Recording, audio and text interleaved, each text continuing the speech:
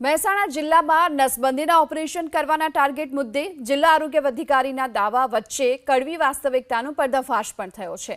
કડી તાલુકા health અધિકારીની એક notice viral થઈ, જેમાં નસબંધીના ઓપરેશન ન કરનાર કર્મચારી પાસે ખુલાસો માંગવામાં આવ્યો છે અને એટલું જ નહીં, નોટિસમાં તેમની સામે ખાતાકીય અને શિક્ષાત્મક કાર્યવાહી કરવાની પણ સૂચના અપાઈ। જો કે ત્યારબાદ કડી તાલુકા હેલ્થ અધિકારી રજા પર ઉતરી ગયા।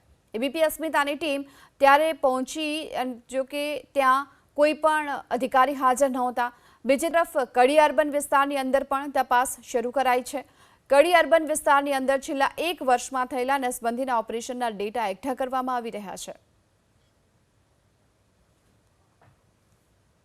મહેસાણામાં નસબંધીના ઓપરેશનને લઈને જે ગોટાળો સામે આવ્યો છે, ત્યારબાદ આરોગ્ય વિભાગ તપાસ કરવાના દાવા કરી છે, પરંતુ જ્યારે એબીપી અસ્મિતાની ટીમ કડી તાલુકા હેલ્થ ઓફિસરની કચેરી છે ત્યાં પહોંચી, ત્યારે અહીંયા આપણે હું દ્રશ્યો બતાવીશ કે અહીંયા જે મુખ્ય અધિકારી છે તે ક્યાંક ને ક્યાંક 1 દિવસની રજા ઉપર ઉતરી ગયા છે।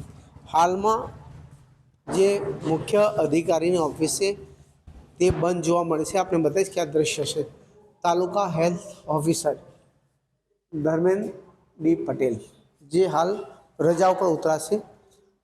જે રીતે હાલની અન્ય કર્મચારીઓ તો છે, પરંતુ મુખ્ય અધિકારી રજા ઉપર છે।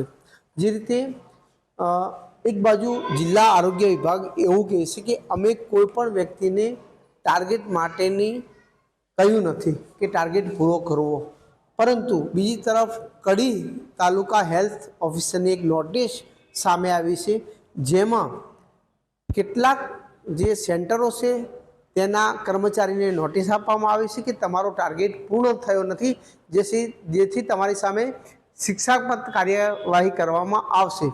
જો કે આ મુદ્દે જ્યારે એબીપી અસ્મિતાની ટીમ કડી તાલુકા હેલ્થ ઓફિસર પાસે જવાબ માંગવા માટે પહોંચી, ત્યારે અહીંયા અધિકારી જોવા નથી મળતા। અહીંયા માત્ર કર્મચારી બેઠેલા જોવા મળે છે। જો કે તેમને અમે પૂછતા તેઓ કહે છે કે સાહેબ 1 દિવસની રજા ઉપર છે। સવાલ એ છે કે તાલુકામાં એક તરફ જે રીતે સમગ્ર વિવાદ ચાલે છે, ત્યારે બીજી તરફ ક્યાંક ને ક્યાંક જે તાલુકાના અધિકારીઓ છે તે જવાબ આપી નથી રહ્યા, ક્યાંક ને ક્યાંક તેઓ રજા ઉપર ગયા છે। આખર મહેસાણા જિલ્લામાં નસબંધીના ઓપરેશન બાદ થયેલા વિવાદને લઈને હવે તપાસનો ધમધમાટ શરૂ થયો છે। કડી અર્બન વિભાગની અંદર જે રીતે ઓપરેશન કરવામાં આવે ત્યારબાદ તપાસ કરવામાં આવી છે। મારી સાથે ડૉક્ટર સાહેબ છે। ડૉક્ટર સાહેબ, પટેલ સાહેબ, આપના વિસ્તારમાંથી કેટલા ઓપરેશન થયા હતા, અત્યારે તપાસમાં શું સામે આવ્યું છે? અર્બન હેલ્થ સેન્ટર કડીમાં 3 ઓપરેશન થયેલ છે। 3 ગાઈડલાઇન પ્રમાણે ઓકે છે। બાળકો લવ મેરેજ થયેલા કમ્પ્લીટ છે, કોઈ બી કાંઈની કોઈ તકલીફ નથી। પટેલ સાહેબ, જે રીતે આ ઓપરેશનને લઈને ક્યાંક ને ક્યાંક જે કેટલા લોકો કરવાના હોય છે એનું શું ટાર્ગેટ છે, કઈ રીતે આપવામાં આવે છે? એનએસવીમાં કોઈ ટાર્ગેટ હોતા નથી। એનએસવી કેસ માટે કોઈ પર્ટિક્યુલર ટાર્ગેટ આપવામાં નથી આવતા અને ગાઈડલાઇન પ્રમાણે ઓપરેશન કરાવવાના હોય છે। ટાર્ગેટ શાના લઈને આપવામાં આવે છે? ટાર્ગેટ તો એએનસી રજિસ્ટ્રેશન ને એ બધા જે ડિલિવરીના જે ગવર્મેન્ટ ડિલિવરી વધારવા માટે એ બધામાં ટાર્ગેટ। એનએસવીમાં કોઈ પર્ટિક્યુલર ટાર્ગેટ હોતા નથી। સાહેબ, એક પત્ર તાલુકા હેલ્થ અધિકારીનો નોટિસ સામે આવી છે, જેમાં એવું કહેવામાં આવે છે કે તમે ટાર્ગેટ પૂર્ણ નથી કરો, જેથી કરીને તમારા સામે કાર્યવાહી કરવામાં આવશે। આવો એક પત્ર સામે આવ્યો છે, તો શું કહેશો? આવું ખરેખર નથી, તો આ પત્ર શા માટે આપવો પડે? ના, એ કામગીરી માટે હોય, બાકી બીજું આમાં કોઈ ટાર્ગેટ્સ હોતા નથી।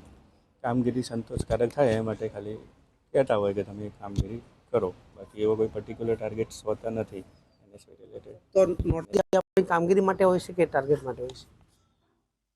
નોટિસ કામગીરી કરવા માટે। આપણા જિલ્લામાં જેમ નસબંધીમાં સ્ત્રીની જેટલી ભાગીદારી છે એટલી પુરુષની ભાગીદારી હોવી જોઈએ, જે જનરલી આપણા પુરુષ પ્રધાન સમાજમાં જોવા મળતી નથી, તો એ બી વધે એના રિલેટેડ હોય છે, બાકી એના બીજું કંઈ કામગીરી સાથે કંઈ લેવા દેવા છે નહીં।